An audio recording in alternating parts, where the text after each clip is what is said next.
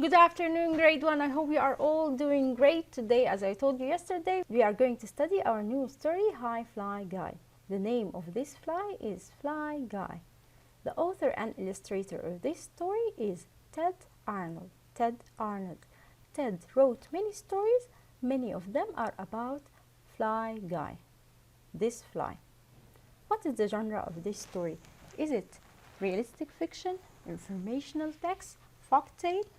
No, it is a chapter book. Hi Fly Guy is a chapter book or a chapter story that is divided into smaller parts. This story has 3 chapters, chapter 1, chapter 2, and chapter 3. Each chapter tells about an event or a group of new events.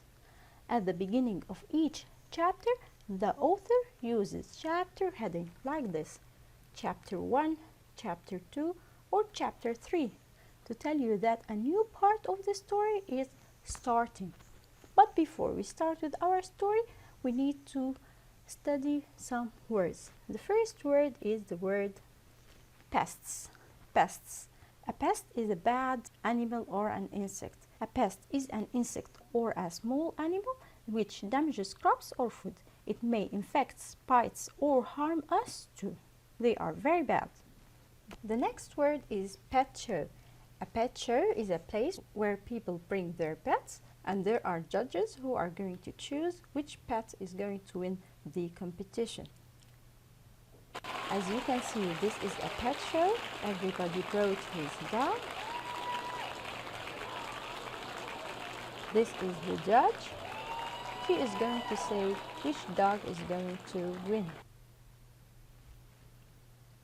We are going to discuss the author's word choice, the words that the author chose. Ted Arnold used sensory words. Sensory words have to do with our 5 senses. They are words that appeals to our senses. Like what? Like when I say the word salty, salty. Something is salty. This appeals to tasting. So it tastes salty. Or when I say the word boom, this appeals to our hearing.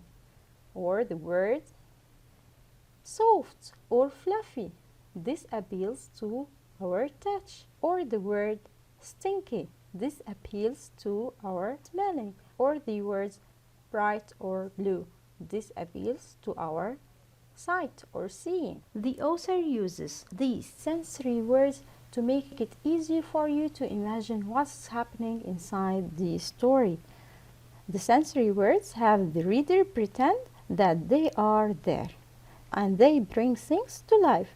The author likes to use sensory words to make the story more exciting and you can enjoy it more.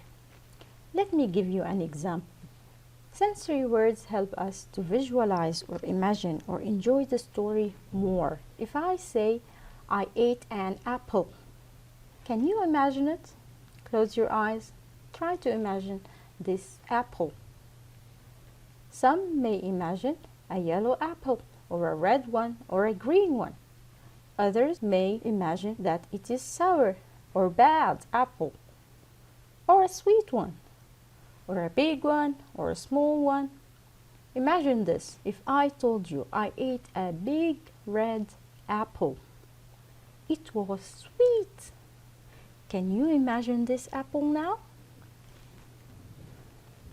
Sure. I used the word big and red. This appeals to our sight or seeing. I used the word sweet. It appeals to our taste. So now you can imagine the story and enjoy it more, or even pretend that you are inside this story. Now we are ready to start our story. Hi Fly Guy. The picture shows a funny fly. I want to read the story to find out who is Fly Guy and what does he do. So I'm setting a purpose for myself. I want to know who is Fly Guy and what does he do. Chapter 1. A fly went flying. He was looking for something to eat. Something tasty, something slimy. A boy went walking. He was looking for something to catch. Something smart, something for the amazing pet show. So, in this page, we learn about a boy and a fly. What do we know about them so far? The fly is looking for something to eat, and the boy is looking for something to catch. He is looking for something to bring to his pet show. There are two sensory words here, the word tasty and the word slimy. Tasty appeals to our taste and slimy appeals to our touch. How do tasty and slimy help you understand what Fly Guy is looking for? Would people like the same kind of food? No, I don't think so. They met. The boy caught the fly in a jar. A pet, he said. Poink, poink. There is another sensory word here.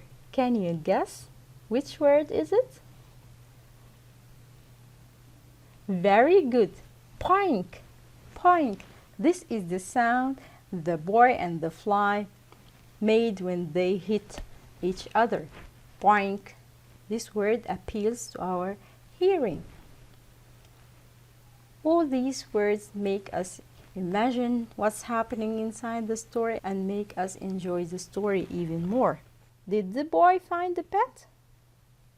Yes. How did you know?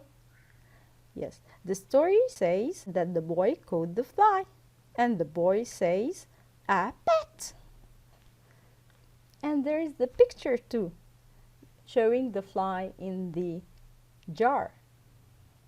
So, do you think that flies make a good pet? No, I don't think so. You cannot pet a fly, right? You cannot play with a fly.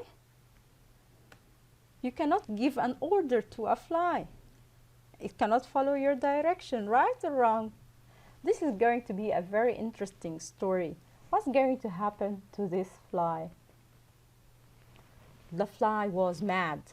He wanted to be free. He stomped his feet and said, buzz.